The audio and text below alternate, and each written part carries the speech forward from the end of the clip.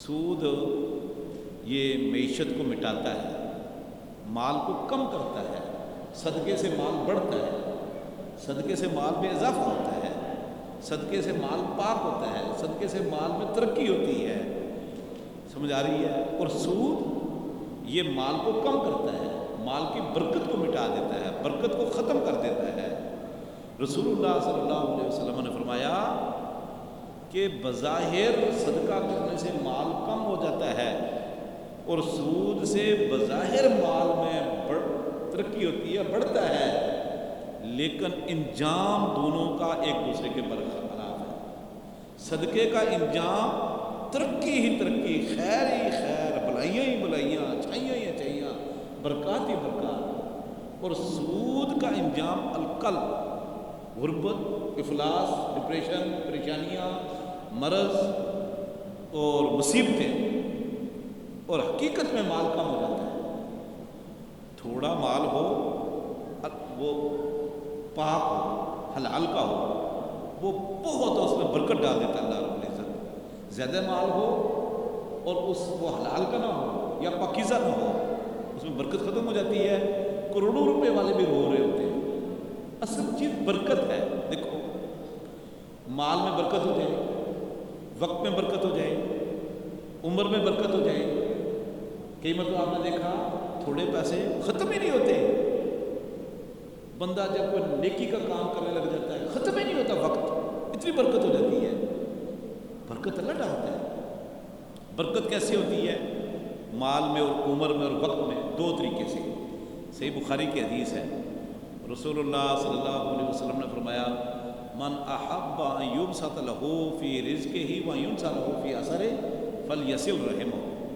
جو شخص چاہتا ہے کہ میرے مال میں برکت ہو، کاروبار میں برکت ہو، تجارت میں برکت ہو، اضافہ ہو، وینسى فی اثرہ، اور میرے وقت میں برکت ہو، میری عمر میں برکت ہو۔ عمر بڑھتی نہیں، جتنی لکھی ہے اتنی ہوگی، لیکن برکت ہو جاتی ہے۔ فلیصل رحمہ، وہ ایک کام کرے، کیا؟ صلہ رحمی شروع کر دے۔ صلہ رحمی، رشتے ملائے، رشتے جوڑے، رشتہ داروں کو قریب کرے، رشتہ داروں سے اچھے سلوک کرے، بس اس کے مال میں بھی برکت شروع ہو جائے گی، اس کی عمر میں، اس کے وقت میں بھی برکت شروع ہو جائے گی۔ اور سود کھانے والے کو بے ہوش اور مجنون اور مغفل آدمی کے ساتھ اللہ رب العزت نے تشبیہ دی ہے۔ جیسے پاگل ہوتا ہے، سود کھانے والے کا انجام دنیا میں بھی ایسے ہوتا ہے، آخرت میں بھی ایسے ہوتا ہے، ہر ایک کو کاٹتا پھرتا ہے۔ اور فرمایا کہ ضرور ما بقی من الربا، جو کر لیا سو کر لیا، اب مزید آپ نے سود کا کام نہیں کرنا۔ فلکم رؤوس اموالکم لا تظلمون ولا تظلمون، آپ کے لیے راس المال ہے، جتنا آپ نے مال دیا اتنا ہی لو، نہ زیادہ لے کر اپنے آپ پر ظلم کرو، نہ زیادہ اس کو دے کر ظلم کرو، دونوں صورتوں میں ظلم ہے۔ اور دنیا میں معیشت کے لیے سب سے زیادہ جو چیز نقصان دہ ہے نا، اور معاشرے کے لیے، وہ سود ہے۔ اس وقت دنیا میں بینک کے ذریعے، کافروں نے بینکوں کے ذریعے پوری دنیا کے انسانوں کو جکڑا ہوا ہے، یہ بینک کے ذریعے جکڑا ہوا ہے۔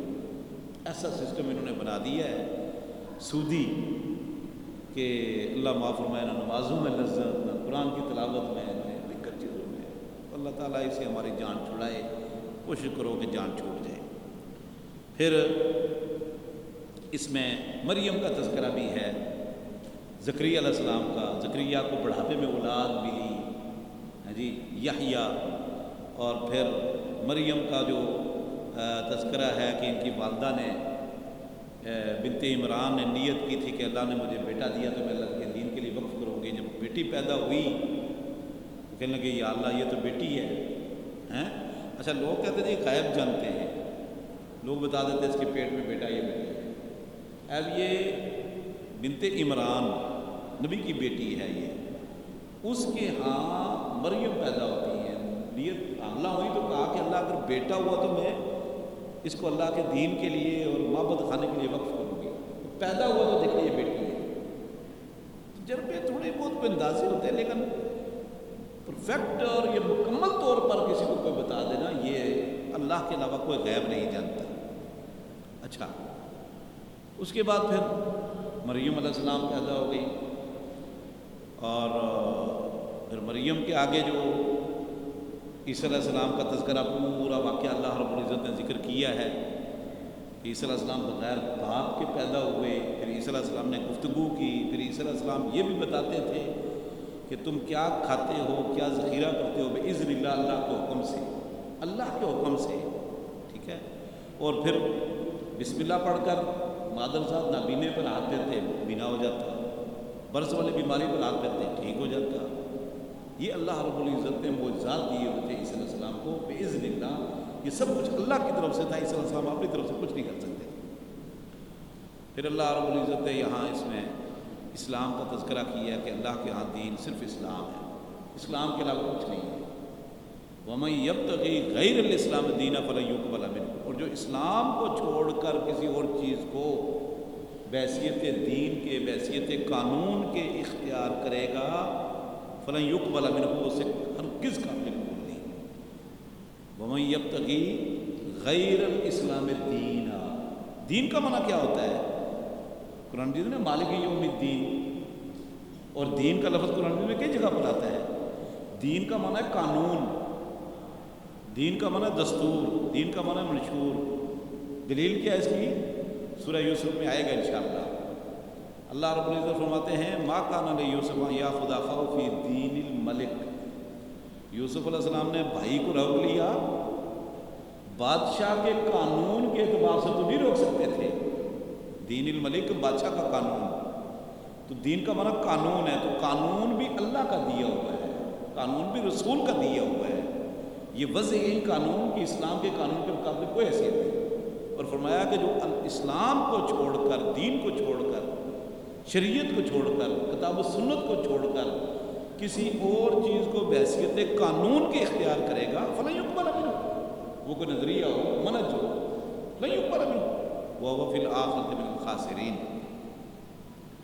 پھر یہاں اتباع رسول کا بڑا تذکرہ ہے اس تیسرے پارے میں، رسول کی اطاعت، قُلْ إِن كُنتُمْ تُحِبُّونَ اللَّهَ فَاتَّبِعُونِي، اللہ فرماتے ہیں اگر اللہ کے محبوب بندے بننا چاہتے ہو نا، کہ اللہ کی نظروں میں ہماری عزت ہو جائے گی، تو اس کا ایک ہی نسخہ ہے، ایک ہی طریقہ ہے کہ محمد رسول اللہ صلی اللہ علیہ وسلم کی اتباع شروع کر دیں، پیروی شروع کر دیں، سنتوں پر عمل شروع کر دیں، آپ کے اسوہ کو اختیار کر لیں، ہم اللہ کے محبوب بندے بن جائیں گے۔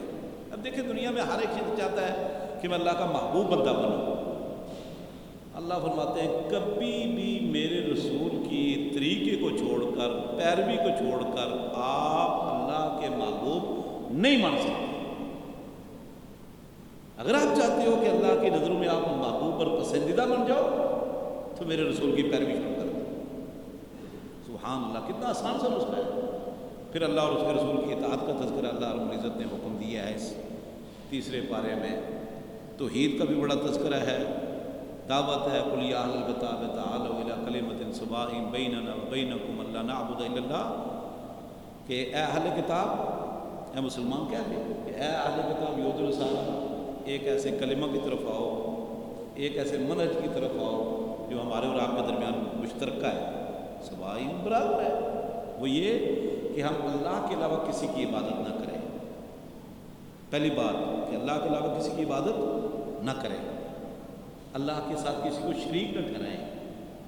دوسری بات وَلَا يَتَّخِذَ بَعْضُنَا بَعْضًا أَرْبَابًا مِن دُونِ اللَّهِ، ہم اللہ کو چھوڑ کر ہم اپنے جیسے لوگوں کو اب کسی کو رب نہ بنائیں، اللہ کو چھوڑ کر اپنے میں سے لوگوں کو اپنا رب نہ بنائیں۔ تو اللہ کے حکم کے مقابلے میں، اللہ کے حکم کے مقابلے میں، شریعت کے حکم کے مقابلے میں، اسلام کے قانون کے مقابلے میں کسی بندے کی بات ماننا، اس کے قانون کو ماننا، اس کے حکم کو ماننا، یہ شرک ہے۔ اللہ کے حکم کے مقابلے میں کہہ رہا ہوں، اللہ کے حکم سے ہٹ کر ماں باپ کی اطاعت کرتے ہیں، استاد کی اطاعت کرتے ہیں، بڑوں کی اطاعت کرتے ہیں، لیکن ایک طرف اللہ کا حکم ہے، ایک طرف مخلوق کا حکم ہے، تو ہم نے کس کی ماننی ہے؟ اللہ کی۔ اللہ کے حکم کے مقابلے میں ہم نے کسی اور کا حکم کی بات مان لی، گویا اور یہ بہت بڑا شرک ہے۔ اب یہاں اللہ کیا فرماتے ہیں کہ ہمارے اور یعنی مسلمانوں اور اہل کتاب میں توحید مشترکہ ہے، لیکن دیکھ لو انہوں نے شرک شروع کر دیا۔ آج امت مسلمہ کے اندر بھی شرک ہے، قدم قدم پر شرک ہو رہا ہے، بدعات ہیں، خرافات ہیں،